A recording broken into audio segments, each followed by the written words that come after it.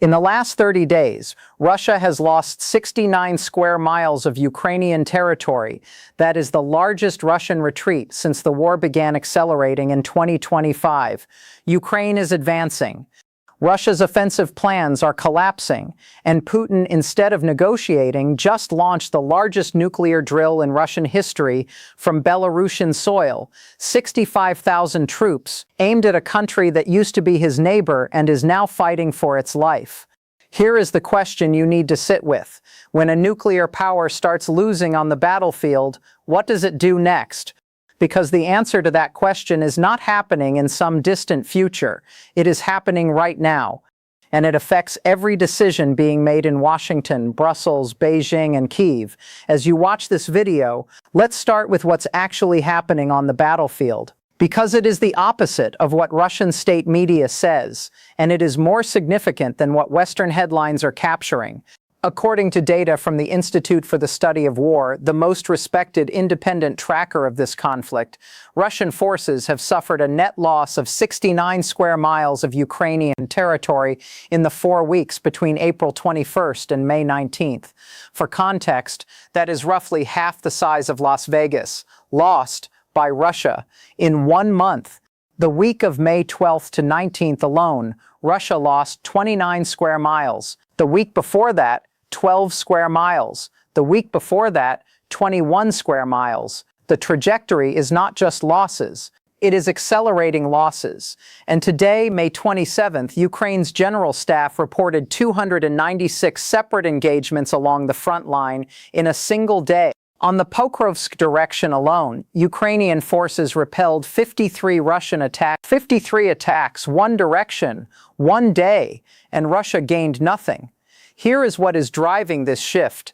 Ukraine's technological edge on the battlefield has fundamentally changed the cost-benefit calculation of Russian advances.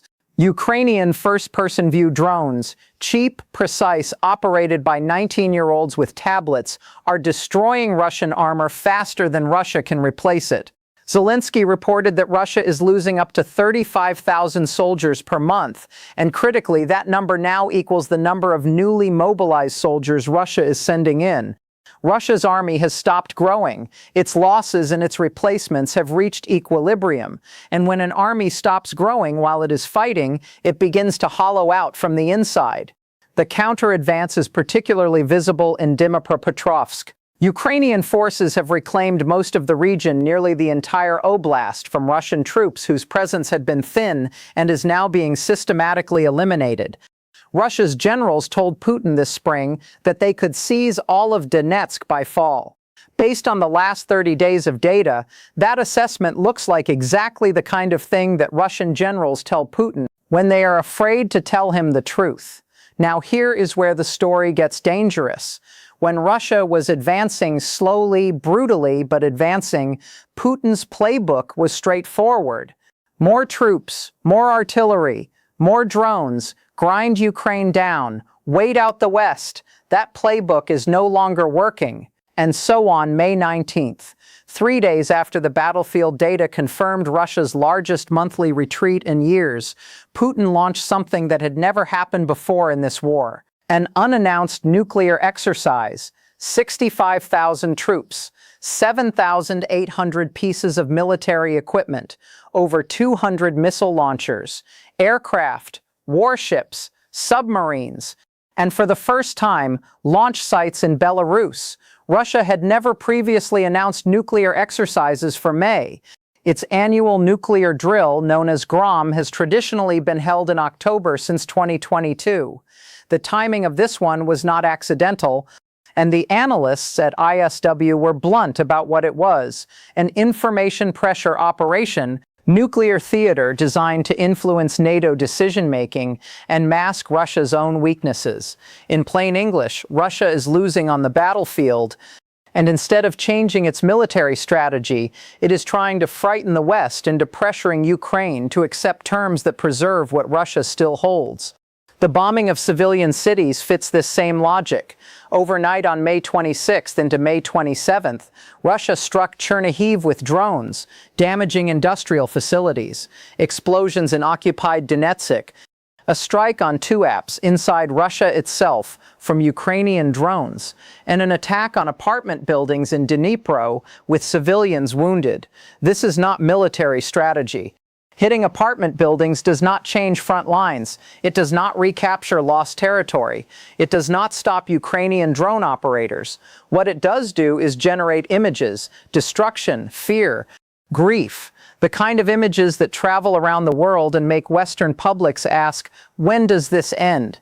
That question, when does this end, is exactly what Russia needs the West to be asking, because the answer Russia wants is now, on terms Russia can live with. Before Ukraine recaptures more territory, before Russia's army hollows out completely, before the window closes. Now let's talk about Belarus, because this is the part of the story that should genuinely frighten anyone paying attention, and that contains a twist that almost no Western outlet is covering correctly.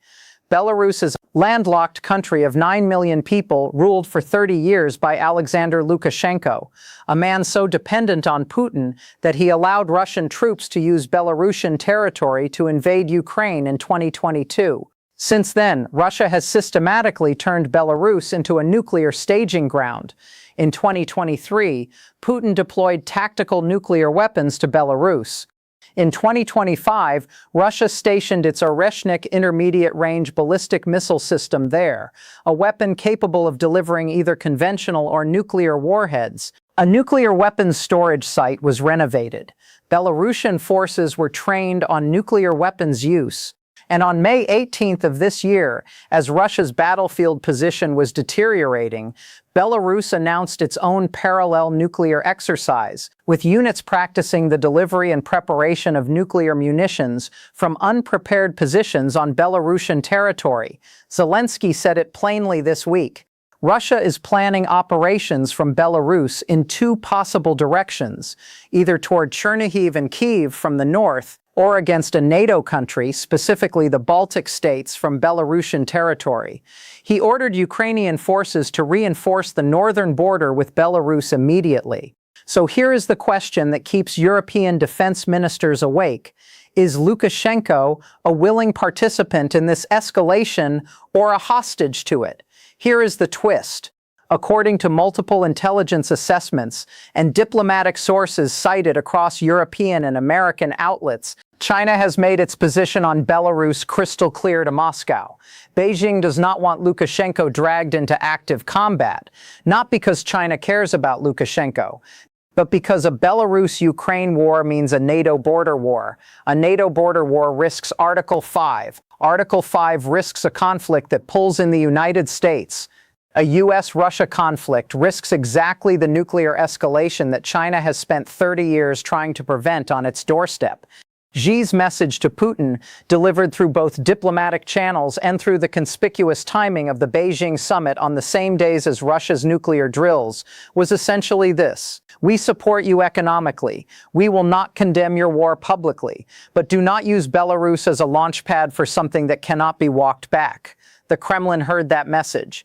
And Lukashenko, the man who once dreamed of being Putin's most loyal partner, is now discovering what it means to be a piece on someone else's chessboard, while the 2 real players negotiate over your head. Russia's nuclear drills are not an idle threat, but they are also not the threat Putin wants you to think they are. The Congressional Research Service assessed in April 2026 that Russia almost certainly seeks to avoid actual nuclear use. The drills are pressure. They are theater. They are designed to make Western publics demand their governments back away from Ukraine. The moment Western publics accept that logic, the moment nuclear theater works, is the moment every authoritarian government on Earth learns that nuclear weapons are the ultimate get-out-of-jail-free card, including governments that are watching this very situation very carefully right now. Governments with nuclear ambitions of their own. Third, China. China's quiet restraint on the Belarus question is one of the most underreported diplomatic developments of this entire war. Beijing told Moscow, not in Belarus. That is not nothing. That is China drawing a line that prevents the worst-case scenario, a land war on a NATO border that pulls the United States into direct conflict with Russia. The same China that Trump is currently negotiating trade deals with. The same China that just hosted the summit where none of this was discussed publicly. Understanding what China is doing quietly in this war, the restraint it is exercising behind closed doors, is essential to understanding whether the next phase of this conflict escalates or de-escalates. And right now, the answer to that question is more uncertain than any headline is telling you. So where does this go from here? The best case, Ukraine's battlefield momentum holds through the summer. Russia's manpower crisis deepens. China continues to restrain the Belarus escalation. And Putin, facing a military situation that is getting worse, not better, decides that a ceasefire on current lines is better than a total collapse. Negotiations begin, not because anyone won, but because the alternative for Putin is losing more. That is a plausible path. It requires Western support for Ukraine to continue. It requires China to maintain its quiet line on Belarus. And it requires someone in the Trump administration to understand that the leverage Ukraine has right now is more valuable than a quick deal that gives Russia a chance to rearm and try again in 5 years. The worst case, Russia's nuclear theater succeeds in frightening the West into pressuring Ukraine for early concessions. Ukraine is pushed to negotiate from a position of strength but accepts a deal from a position of political exhaustion.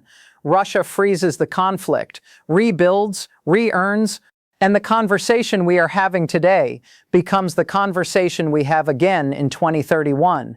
Except next time, Russia will have learned from this war.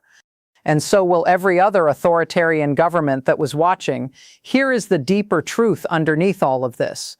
Russia is losing on the battlefield. That is not a Ukrainian claim, that is ISW data, that is general staff numbers, that is 69 square miles in 30 days. And a country that is losing on the battlefield does not reach for diplomacy first. It reaches for whatever lever of pressure it still has. Russia still has nuclear rhetoric. Russia still has Belarus. Russia still has the ability to bomb apartment buildings and generate the images of horror that make Western publics want this to stop. But here is what Russia does not have: a path to victory on the battlefield, a solution to its manpower crisis, a China that will let it use Belarus as a nuclear launch pad, and an American public that, if given the facts clearly, understands that what is happening in Ukraine right now is the best possible return on the investment that the United States has already made. The question I want you to answer in the comments, not as a Republican or a Democrat, not as someone who is tired of this war or someone who wants America to do more, but as someone who understands that the decisions made in the next 90 days will shape the security of Europe and America for the next 30 years, is this: given that Russia is losing ground, given that China is quietly restraining the worst escalation, given that Ukraine's technology is working, is now the moment to hold the line, or is it the moment to look for the exit? Leave your answer below. I'm Nora Vance. Stay sharp.